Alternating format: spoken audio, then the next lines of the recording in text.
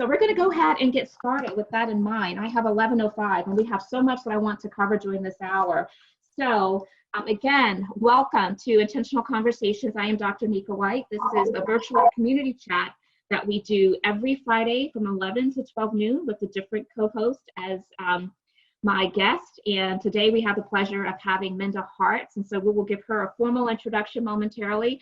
But I always like to provide some context to frame our time together. And so I want to first start by letting you know that I want to connect with you. And so I have two of my colleagues here today that are on with me, Anna Viola, wave Anna, and Elvia Pacheco Flores. Both of them are part of my team, and they are supporting today with some of the technical aspects. So I'm really grateful for the two of them.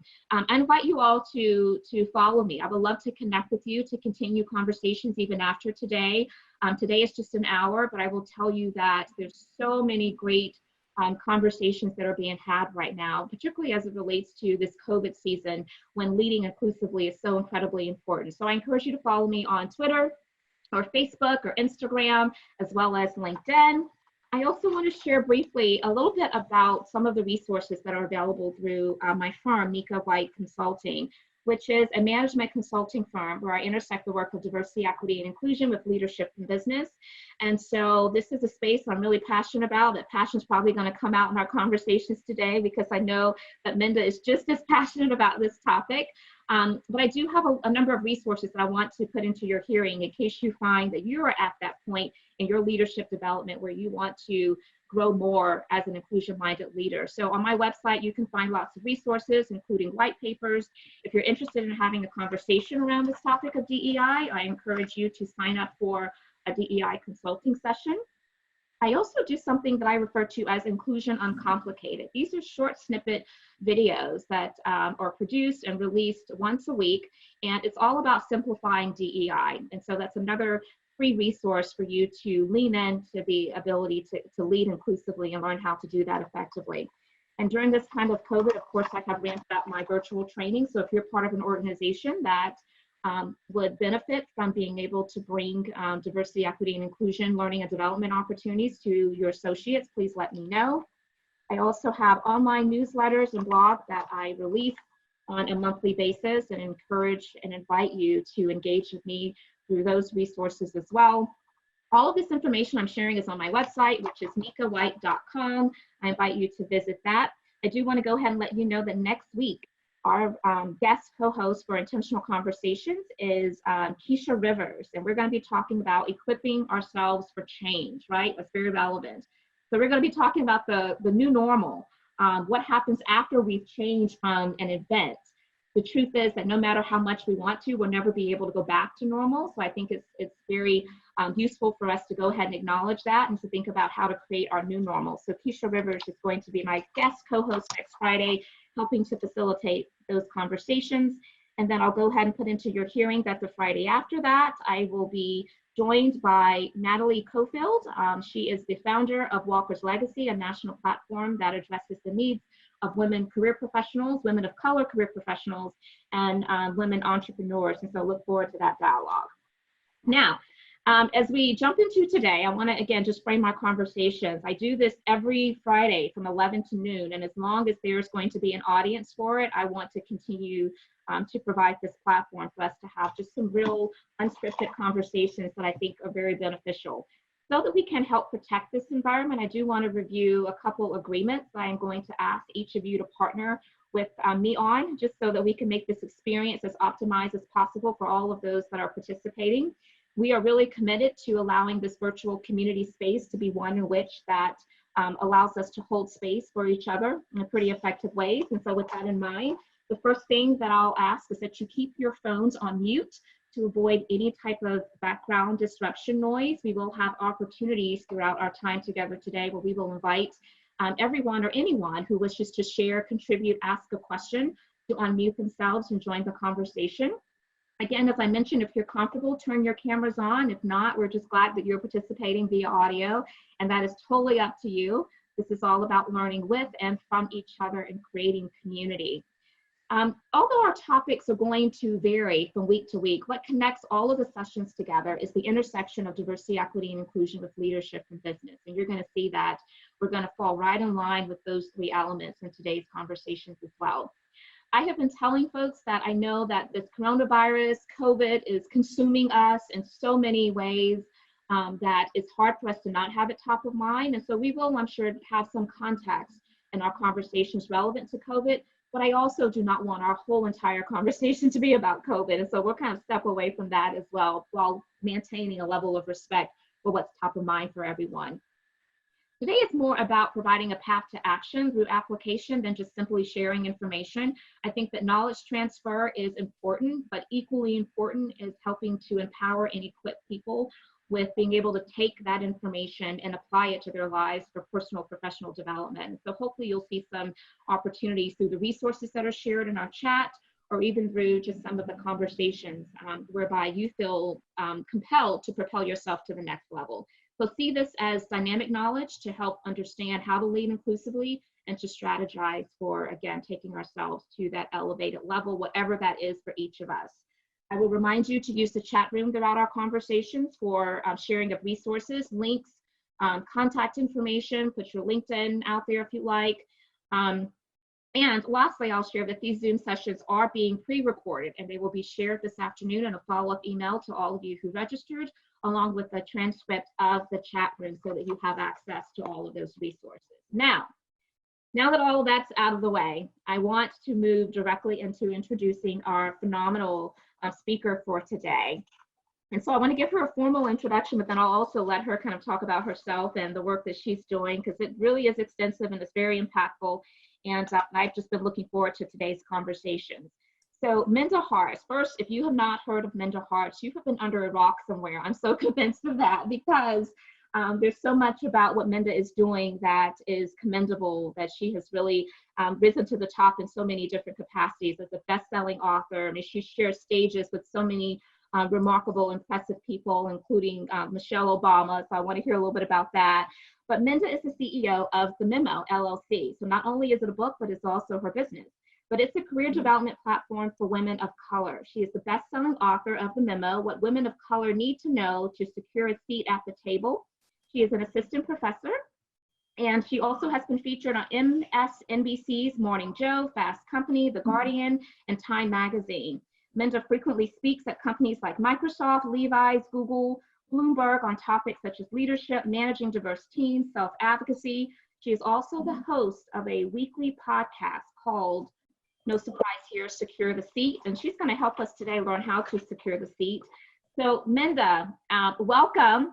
And before I actually allow you to come on camera and then we can stop sharing the screen, I want to go to the last slide, because part of also what we're going to be teasing about today is the fact that Minda is Minda and I have partnered, and we're doing the summer book club. Many of you have already signed up for it, and I'm so grateful for that.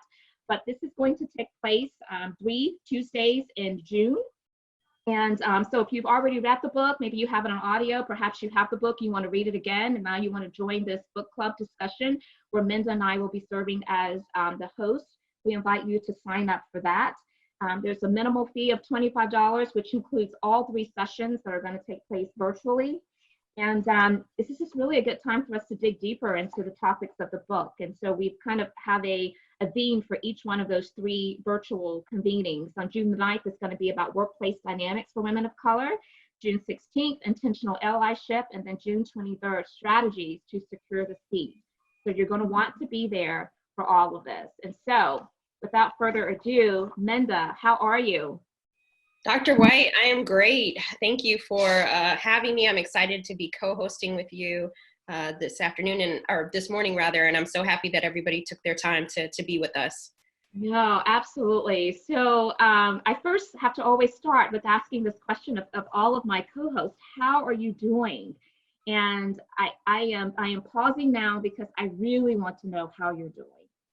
You know, I was doing well, but someone in my house decided that they wanted to print 50 pages of something while I'm on my so I went from a 4 to like a 1 right now, because I'm like, oh my God, but that's part of bringing our authentic Right. to work. So if you hear the printer going off in the background, that is what's going on. But otherwise, I am well. You know, every day is a sense of gratitude because I know that it could be a different situation for me, and so I am thankful that we are still able to have important conversations, and that diversity, equity, inclusion, belonging doesn't stop because we're not in the same walls we were in before. And so again, thank you for your work, and excited to be able to talk about these things today.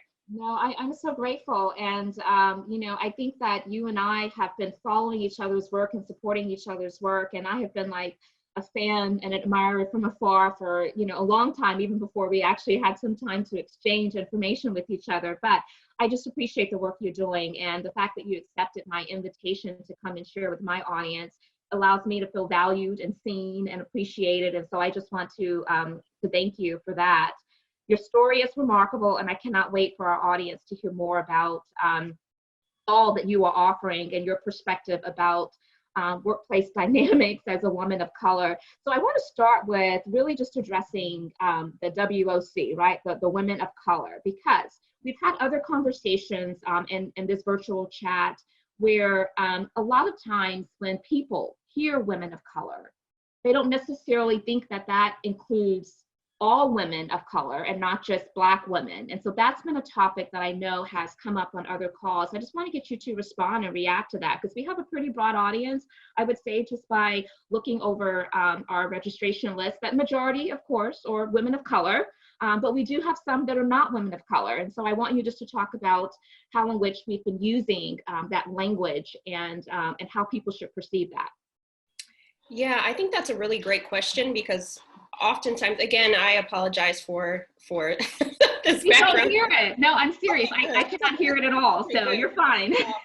So basically, you know, for me, I understand that my lived experience is a Black woman. And so a lot of the experiences I have, obviously, I've been that my whole entire life, right? I won't say how old I am, but well, old enough to know what it's like to live in this body. And so when I wrote the memo, it was really important for me to be as inclusive as I could. And I use the word woman of color, but if you read the book, you see that I kind of talk more about stories and statistics geared toward Black and brown women. But the reality is there's not a lot of books out there that women of color see themselves in. So it was really important for me to expand the umbrella and say, listen, we have some similarities in experiences. And so I can't speak for everybody, but I want you to know you have a seat at my table as a fellow woman of color. And I think the more that we see each other and help each other, because, you know, my experience as a Black woman is just as important as someone who might see themselves as their experience as an Asian woman, right? And so if we understand that dignity and equity and equality benefits us all, then let's all, you know, join forces and talk about these things. And so for me, I wanted it to be as a way of me extending like my hand saying, come with me, right? Come with us, and this will open up. And secondly, crack the memo, I believe, because it's done well, is cracking the door so that more people, more women of color can tell their stories, right? And so that we all have an opportunity to feel seen, because we don't all get the opportunity to publish these types of books. And so I didn't want to just say what Black women can do to get a seat at the table. No, that we all are experiencing some inequalities. And so, you know, come on the journey with us, and let's see how we can even see each other in ourselves. And so for me, I think it's important, yes, to talk about Black women in the workplace, but I also think that we have to band together, because success is not a solo sport. What about you? What do you think? So here's my take on it. I use women of color as well. And when I talk about women of color, it's because I'm trying to make sure that I am including the broad spectrum of women of color, right? So for me, that is everyone that's, you know, all women that are non-white. But I'm also a big advocate of, when you're in conversations and you're trying to move the needle and to advocate for certain groups, you also need to be intentional to call out those groups that specifically in that context we are referring to. And so I do think that we have to be mindful that if we are talking about Black women in that conversation, you know, based upon whatever that context is, let's not kind of hide behind that. Let's call it truth, Black women.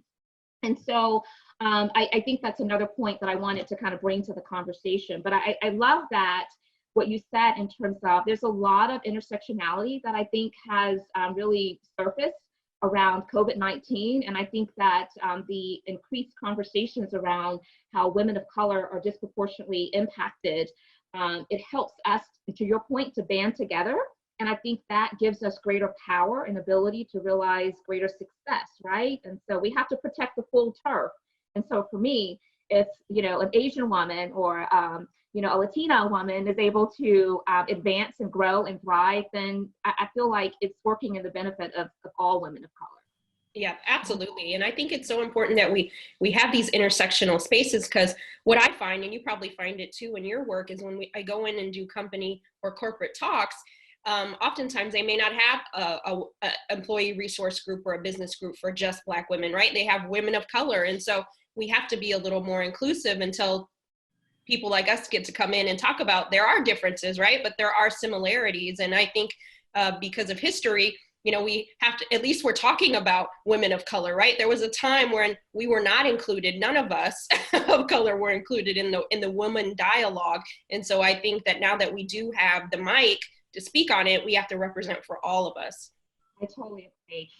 So you are very vocal about the memo being the lean in for women of color, right? And by the way, I did see the interview the other day with Rachel, and I was so proud for you to have that moment and that experience to share.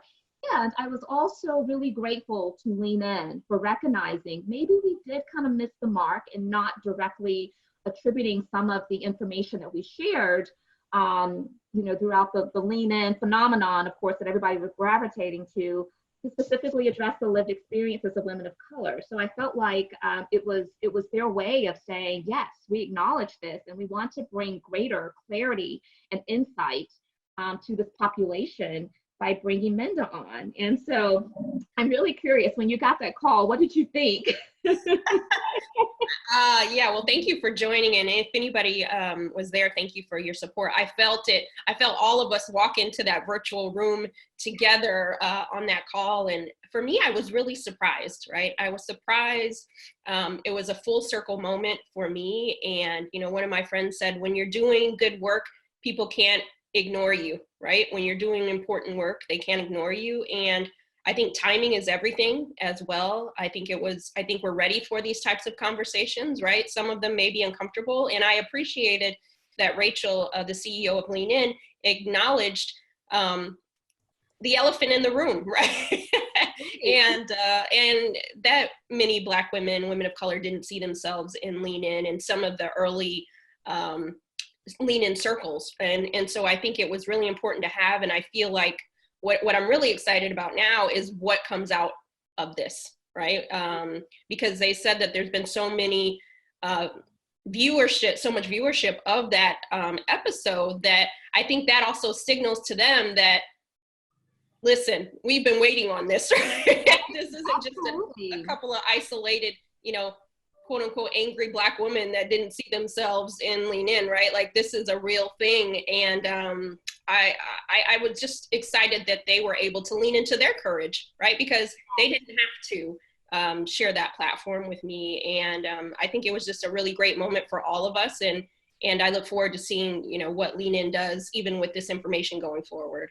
Likewise. Okay, so you mentioned a moment ago, and you have said this several times, and I think this is one of the reasons that I admire you so, Minda, because you are so incredibly accomplished, incredibly humble, by the way, and I love the fact that you share so much of your space and opportunity with others. But you said that success is not a solo sport. So because that is so much a part of your mantra, I think that it allows others to feel even more empowered to help lift as they climb, right? I think that sometimes, particularly women of color, and just women in general, but women of color, maybe the reason that we are less willing to advocate or, you know, lift as we climb another sister is because perhaps we feel as though the pathway to success is so narrow that we need to kind of look out for, you know, ourselves only. And I think that's a disadvantage of us. And so I love the fact that you are really vocal about success not being a solo sport. But can you just comment on that, please? Yeah, thank you so much.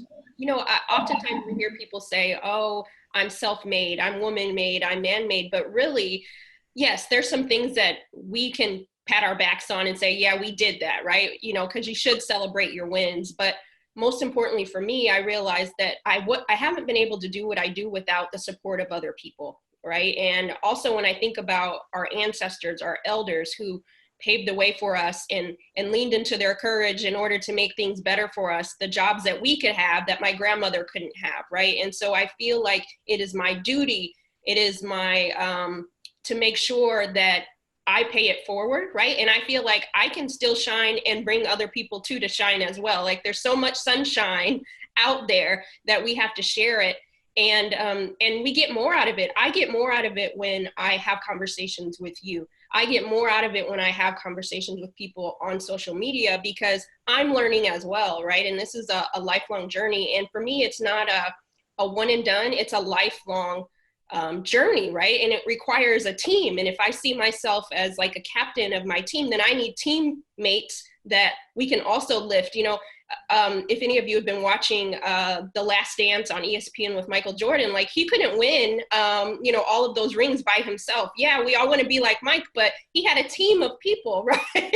And so I think it's really important to make sure that we share the stage because there's so much. And I want to redefine what success looks like, not just self-made, but can you picture all of us sitting at a boardroom table, the different faces, the different voices, the different languages. And when we talk about success, that's the snapshot, not just that one person on the Forbes cover, right? But it's a team of people. And so for me, it really is changing the narrative on what success looks like. And that requires bringing people, because I know people are constantly bringing me with them. And so how dare I hoard it for myself? Yeah, well, that's right. And, you know, by research, I'm sure you've been exposed to this data, but research states that in order for that minority population to really have influence, power, and voice, it takes at least a minimum of 3. And I think this data was very much directly related to like board of directors, right? But I think the same could probably apply to like the C-suite level positions within organizations. So if you're one of those individuals and you've risen to the top and you're like, now I have arrived, I have power, I have influence, let me tell you, research says, that's not the situation. And so it behooves us to make sure that we are, you know, embracing those opportunities and seeing it as a way to be able to bring others along as well. And so yeah. I love that. So you also have already made reference to Angry Black Woman. And yeah, that was on my list as well, because just maybe last week, I think I posted something on LinkedIn. And I started by saying that there are many people, whenever I introduce the Angry Black Woman syndrome, they're like, does that really exist? Or are you making this up? They're kind of confused. And I'm going, no, this is really a thing, you know?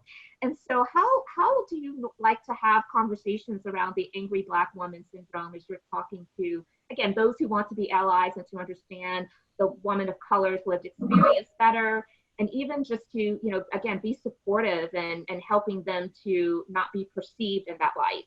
Yeah, that's a really good question. And for me, it took a while, right? This is a journey. You know, Beyonce said, I woke up like this. I didn't wake up like this, right?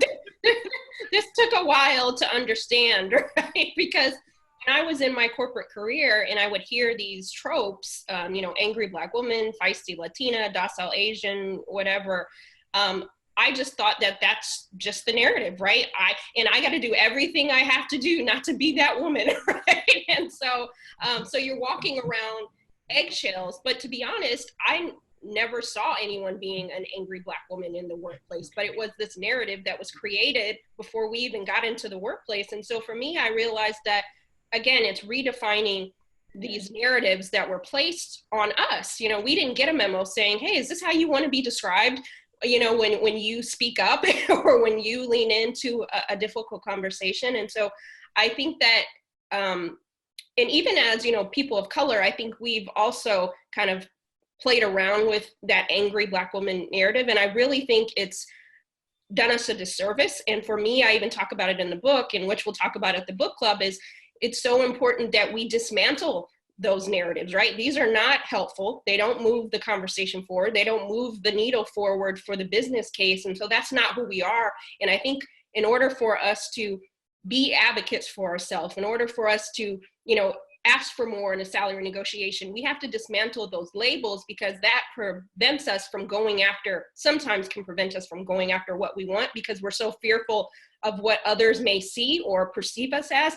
And I don't think we can solely secure our seat the best way we know how when we're always worried about what our colleagues are thinking or perceiving of us. And you can't do your best job when you're walking on eggshells. And so I would encourage everybody not to worry about that. That is not who we are, right? If they really wanted to see us angry, then that's one thing. They're not ready for that. We haven't shown that, right? So I think that it's important that we just dismantle all of these negative stereotypes. And I think as allies, as managers, that when we hear people make jokes like that or say certain things, then we need to shut that down immediately, because that, it's just not helpful in the workplace, and that creates this toxic environment that I think we really have to, in order to go into the future of work, which I feel is we're already in it, we really have to dismantle those things, because language is just as important as action. Absolutely, absolutely. And so I've even heard some women of color describe how their resting face, their focused or resting face causes people to ask them, quite often, what's wrong? What's wrong? Who made you mad? And so yeah. I remember when, and don't get me wrong, I have nothing at all. In fact, incredible admiration for Tyler Perry. But I remember when The Diary of the Angry Black Woman came out, I couldn't help from watching that movie and thinking, are we perpetuating the problem? So anyway, language is important. And I think that we have to recognize that sometimes we can be unintentionally a part of, again, continuing to perpetuate those stereotypes and those thoughts and those opinions. And so the same way we talked about the angry Black woman syndrome, there's also this superhuman type of syndrome that a lot of people of color just in general have to deal with. And I experienced this firsthand. I remember feeling I was in a work environment where I felt that I had to always be on. I couldn't have bad days. And the days that were not ideal for me, and maybe I wasn't fully on, I felt that that was scrutinized. And it caused me to not be able to really have a sense of confidence, to where I was able to really perform at a high level. And I remember noticing how some of my white male colleagues around me, they were having bigger mistakes that were occurring. And they were always people were, very forgiving of those mistakes. And I'm thinking, if that were me, the world will blow up right now. And so I think that superhuman type of syndrome is also negatively impacting a lot of people, not just women, but people of color in general. Your thoughts on that?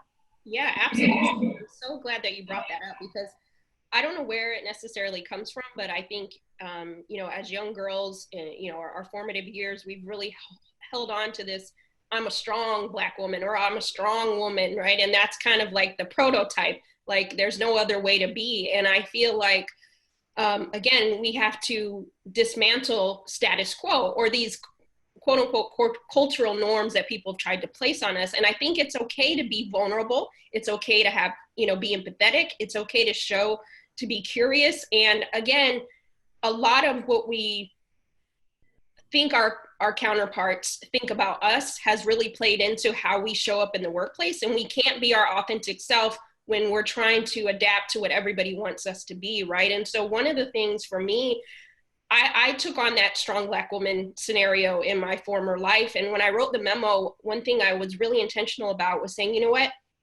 We need vulnerability. I need to let it be known that it's okay that you had a bad day. Like, you don't have to hold on to everything, because that's a lot of work trauma when we hold on to every single thing. And we can't be, like, for example, Dr. White, I remember being in a meeting one time, and one of my colleagues, he knocked over some coffee, and he said a cuss word at the top of his lungs. And I thought to myself, if I would have done that, do you know what would have happened? Like, even, and then when, someone will just say, oh, that's just Bob being Bob. Like, they get the pass to have a bad day, to be a certain thing.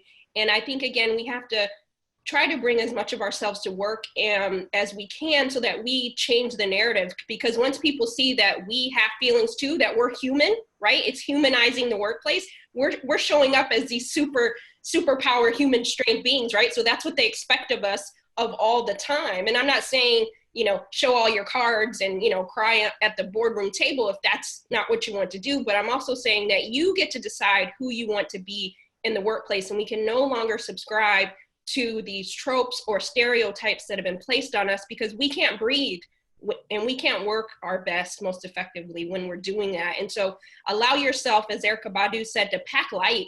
Like, don't be that bag lady trying to hold on to every single thing, because I think that we see the correlation in our health deteriorating when we try to hold it all in. And so, when we say self-care, let's not just say it as the buzzword, but really figure out what that looks like for us, because we need to be healthy, because this next leg, this next journey is going to require us to be healthy mentally, physically, spiritually, and financially. Absolutely. Yes. I'm glad you put the financially in there too. Yes. Get our coins, get your coins. Yes, cool. Well, this actually is a great segue to the empathy gap that you talk about a lot, because yes, we need for people to understand our lived experiences, and to, the same way that they're willing to offer a level of grace and forgiveness to other, counterparts, we need for you to do that to us as well. So talk about this empathy gap. Yeah.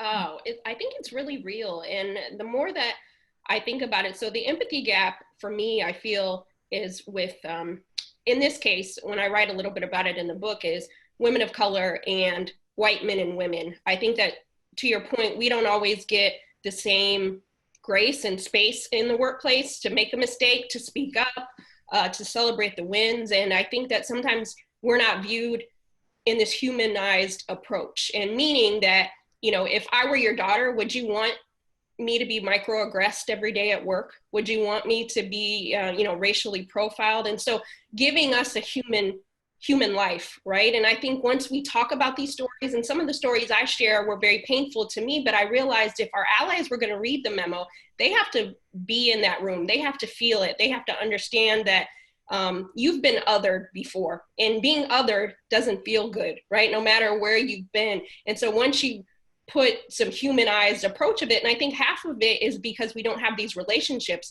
If we had relationships with one another in the workplace, then I think it would close the empathy gap, right? But it's hard for somebody to stick up for you if they don't know you, right? Or they feel like they don't know you. And so for me, I feel like it's really important that we build our relationships inside the workplace, because I do think that if, someone says something inappropriate in the workplace, that maybe someone will stick up for you if they know you, right? And again, I'm not saying that it's all on us, right? It requires relationship building. It requires us putting ourselves out there and building relationships with people as well. But it also requires our counterparts to lean into their courage and say, if I'm going to be an ally, then I really need to show up in action and help close this empathy gap, because we're going to continue to have issues inside the workplace of diversity if we don't see each other and humanize the workplace in a way that, this is my colleague that I sit next to every single day in the office, or I'm on a virtual Zoom chat with them every day. No, I don't want them to be called the wrong name every Zoom call, right? It's things like that. And I think once we close this empathy gap, I think that will solve a lot of problems that we didn't have before. But lastly, I'll also say, is I think a lot of this comes from our formative years. And I'm not a therapist, so this is just my own personal opinion. But I think that in our formative years, maybe many of us didn't have relationships with each other in the right way. And some of those toxic personalities show up in the workplace later on, and we don't know how to be, friends in a sense. And I think, again, that empathy gap was so big when we were, younger, that it shows up in the workplace. And just because you have one Black friend doesn't mean that you're an ally, right? Allyship takes action.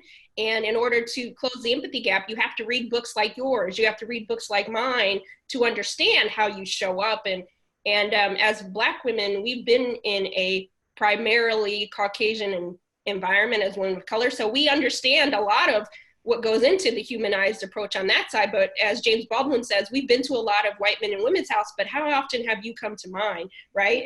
And so I know it's a long-winded answer, but your thoughts? Oh, that is so good. That is so good. I don't even know where to start, but I will say this. I also believe in the power of the narrative. I think that storytelling is a great gift that we can offer to ourselves and to others, especially as it relates to helping them to understand our lived experiences.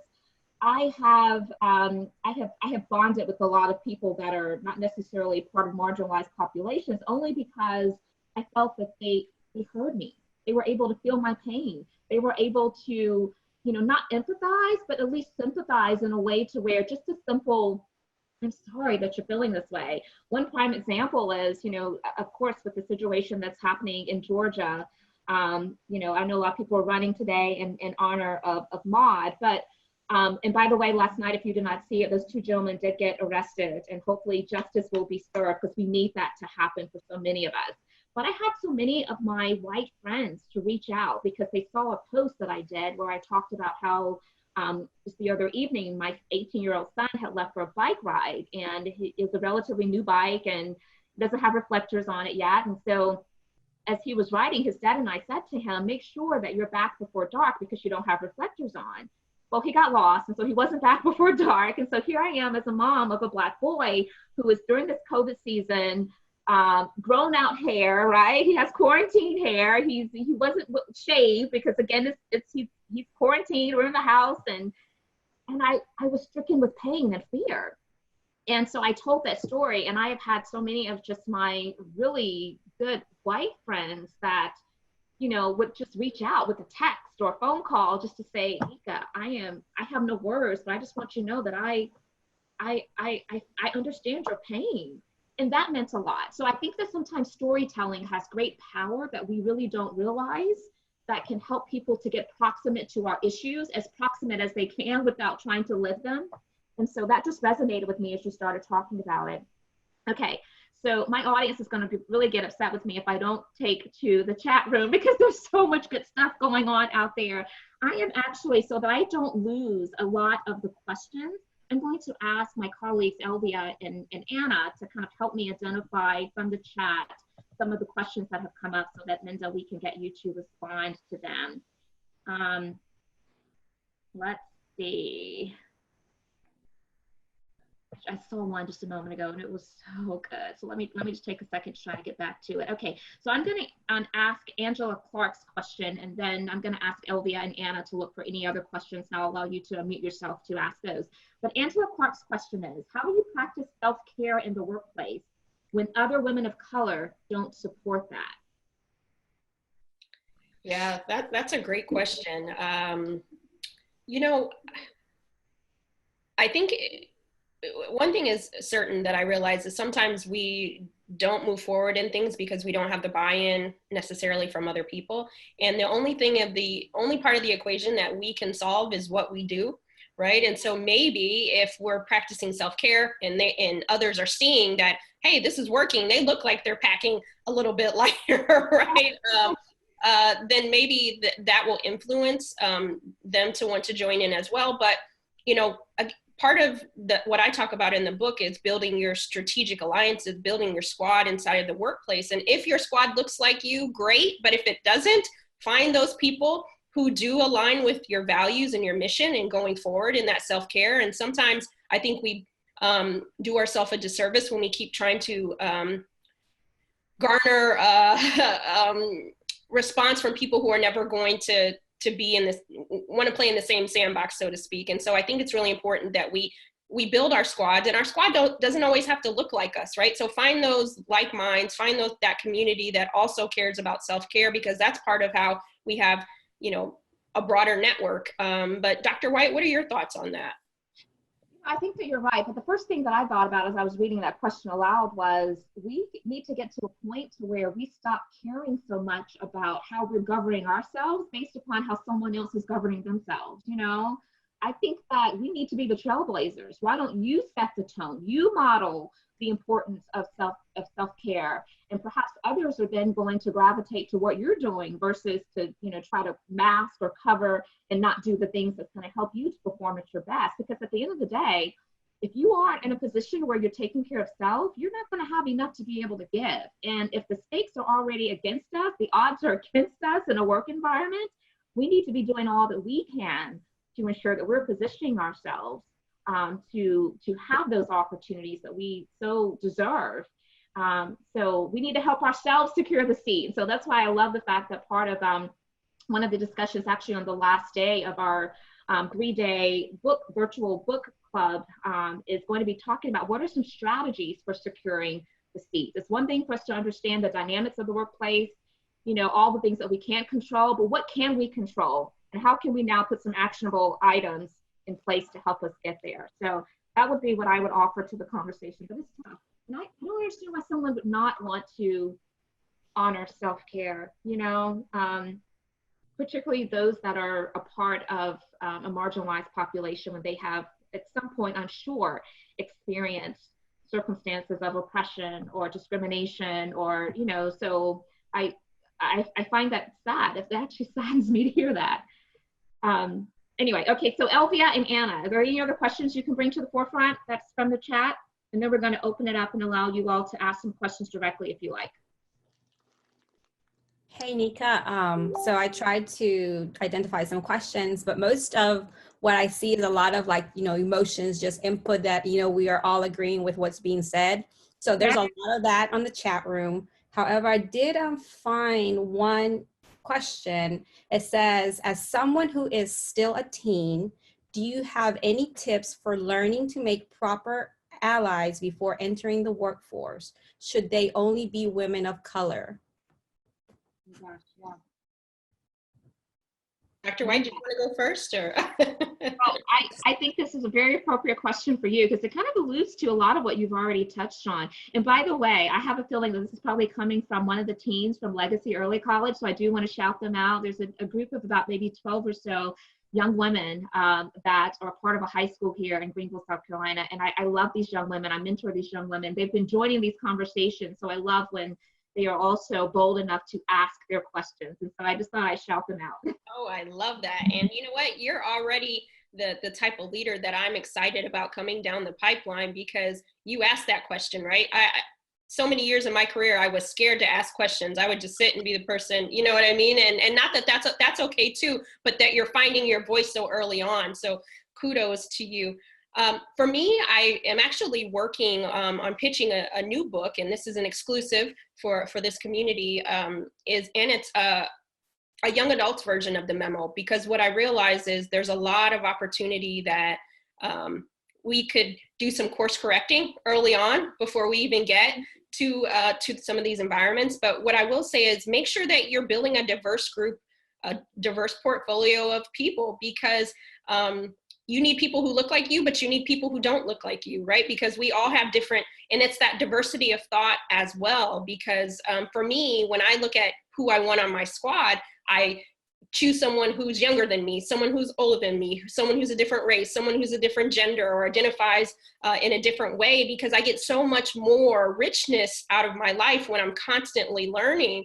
And I look at things differently. And I think it's related to like a growth versus a fixed mindset.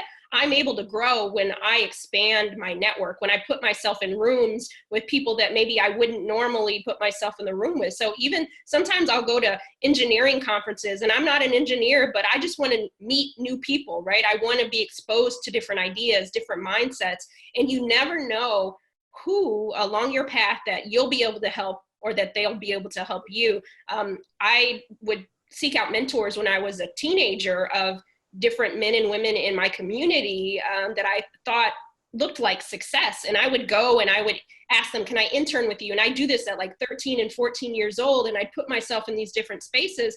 And I'm so glad I did, because I, learned how to swim, putting myself in different spaces. I went on boat rides, and I come from a very humble beginnings. And so I would have never been exposed to some of these opportunities had I not put myself out there. And so do that, build and grow and allow people in your space too, because we all have something to give. And it's so much richer when we have a diverse slate of people in our life.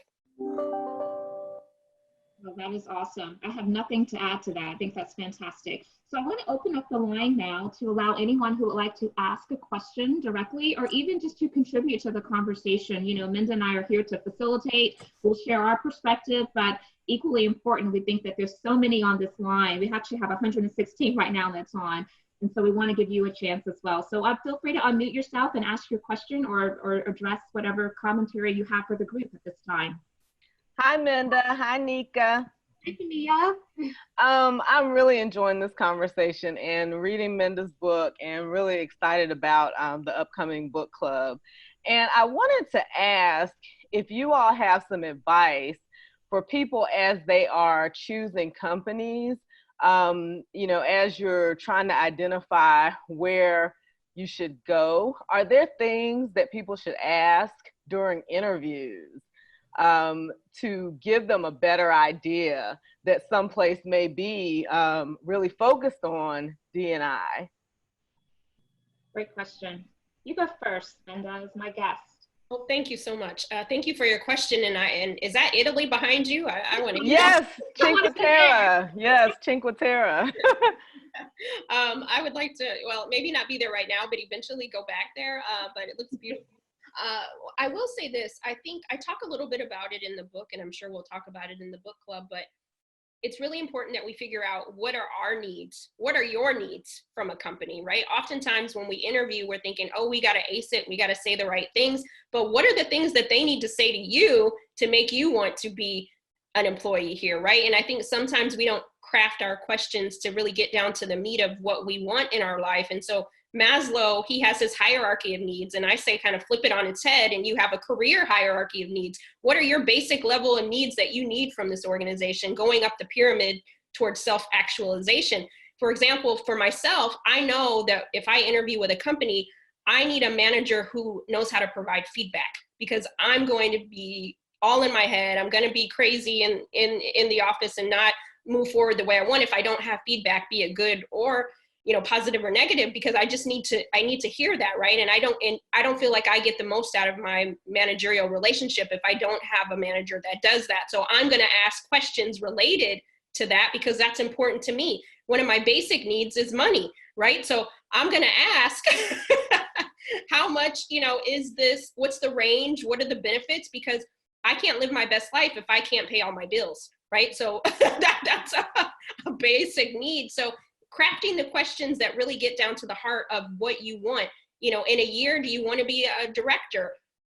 Ask those questions that get the answer to that, and hold those folks accountable. So I would encourage everybody right now in this virtual environment, really get clear on what you want and ask those questions. I actually have 5 friends of mine who've gotten new jobs in this virtual environment. So places are hiring, despite what might be in the news. And so make sure that you come with your questions and figure out first your why, because you'll be so much more able to secure your seat when you understand why you're there and why you took the role. No, I think that's great. I don't have much to add to that, but I think that I would say it's important for us to realize that sometimes we view that interview process as the employer being in the driver's seat. But we also have to make sure that we recognize that, you know, we also have some control over the situation as well. And the best time to learn about whether or not an organization is going to be a good fit for you is during that upfront process, when you can ask those questions before you're already committed. So I like to encourage people to ask about what is your philosophy around diversity, equity, and inclusion, and not just a statement. I think I heard someone, or I saw someone to mention this in the chat room. They don't want you just to regurgitate your diversity and inclusion statement, right? But give us evidence of that. How do you deliver upon that? You know, what's the makeup of your leadership team? And of course, what we're looking for is from a demographic, from a gender. We want to understand how are they really, again, delivering upon their commitment to diversity and inclusion. So thank you for your question for Mia. Okay, so the line is still open. Someone else like to jump in with the question? Sure, Yes, Nika. please. It's okay. No, go ahead. It's fine. Which one? Let's see. Are you sure? Okay, so go ahead, Alexa. We'll go back. Okay.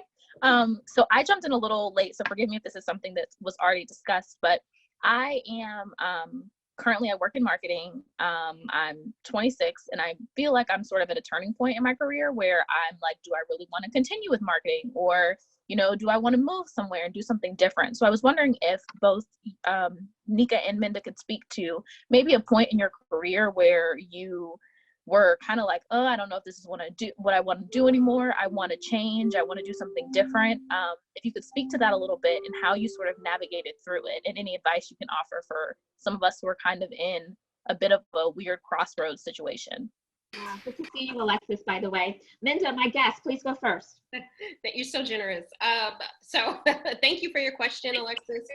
Yeah, you know, life is a series of pivots, and I've actually, I call reinvented myself about 4 times, right? So I went into one career thinking that this is what I was going to do, and I found that my skill set was good in certain ways, but I could benefit them in other ways. So I went from working in corporate America to nonprofit, I went to corporate America, then to entrepreneurship, and then into academia. So one thing I would say is allow yourself to be different. You're at the age of You could all please mute your line until it's your turn to share. We're getting a lot of background noise. And this is good stuff, y'all. I want y'all to get it. So if you could please mute your line.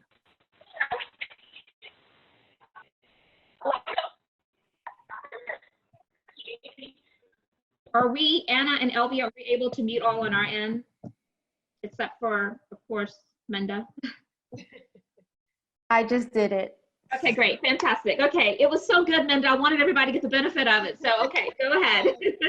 Okay, so really fast, life is a series of pivots, and I think you're at the age right now where you can make those pivots. And even if you were 75, I'd say go for it. Find out, be curious to do that, because I changed careers about 4 times. I'm in my fourth career change. And so you realize by doing certain work and how your skills are transferable. At first, when I was in sales early on, I didn't realize that my skills were transferable in development and fundraising in universities because I didn't see it that way. So once I started to figure out what are some of those areas that I'm really good at, I can relationship build, I can ask for certain things. So this sales aspect allowed me to be able to switch into an academic sense and ask for money for people to put their names on buildings and things of the sort. But if you would have asked me, could you do a development job? Oh, no, I don't think so. But I tested it out. And if, again, back to building your squad, if you connect with people and you learn, like Dr. White said, how to tell your story, your career story,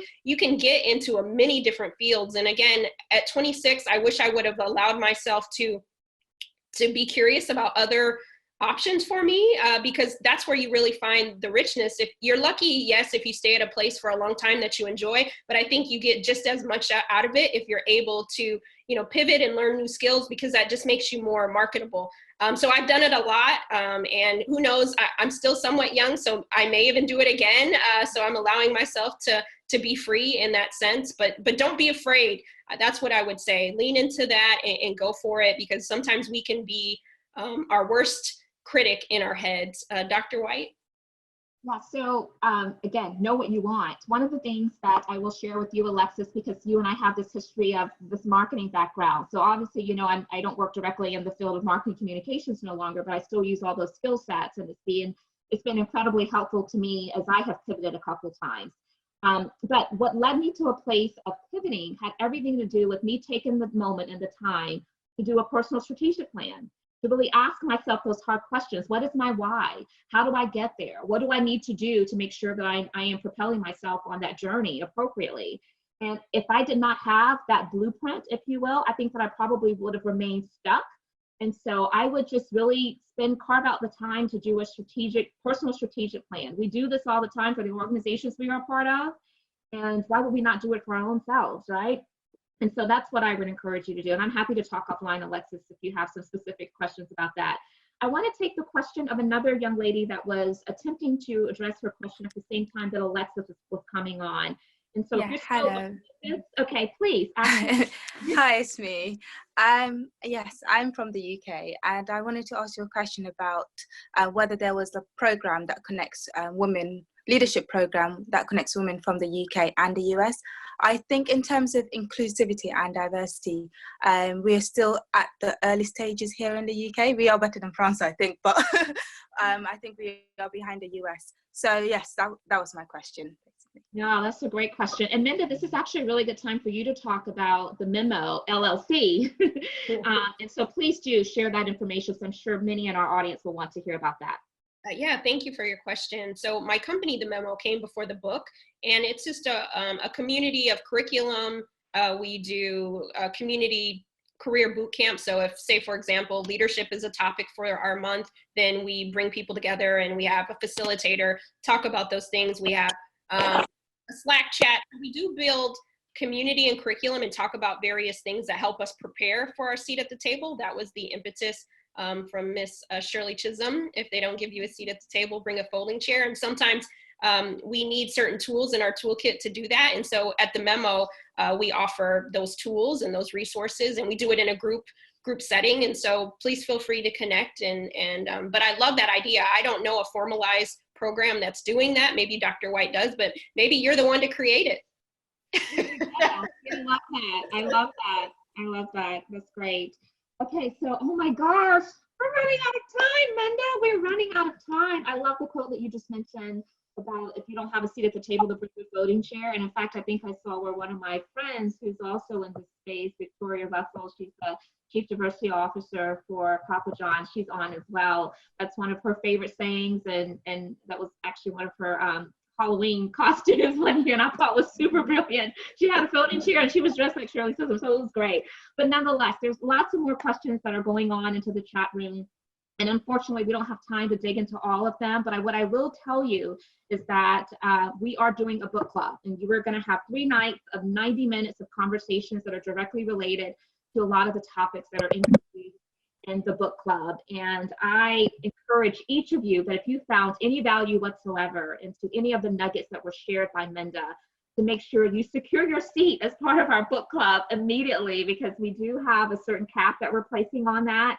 And it is a minimum fee of $25. It gives you access to all 3 sessions that are going to be, again, live, but they will be recorded so that you have the chance to go back and do a replay, get your girlfriends, your nieces, your daughters kind of all collected.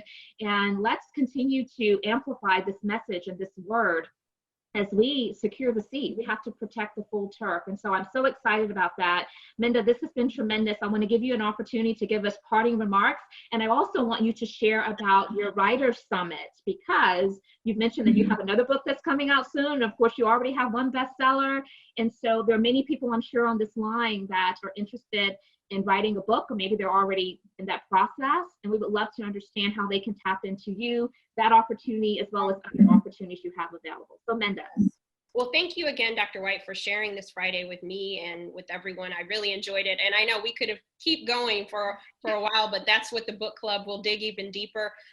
Yes, if you haven't bought the Memo, please go wherever you like to buy your books. Also, next Friday and Saturday, I'm hosting a writer's retreat where we have New York Times bestsellers, agents, authors, editors, branding experts to talk about how to get that book out of your head and out of your heart and onto paper. And so if you're interested in that, you can Google Secure the Seat Writers Retreat, Eventbrite, it comes up, or you can go to mindaharts.com and sign up for my virtual book club, and you'll get a link there. And exclusively for all of you, if you'd like to join, you can use the code SQUAD, because I'm all about building the squad and sharing the sauce. So if you use the code SQUAD, then you'll get $100 off the admission, but it's going to be great. It's curated just for you with all the tools you need, because we want you to, I don't want to be the only one with books, right? Dr. White doesn't. We want to make sure that we get the resources out to everybody. And lastly, I saw something in the chat that I just wanted to say. I saw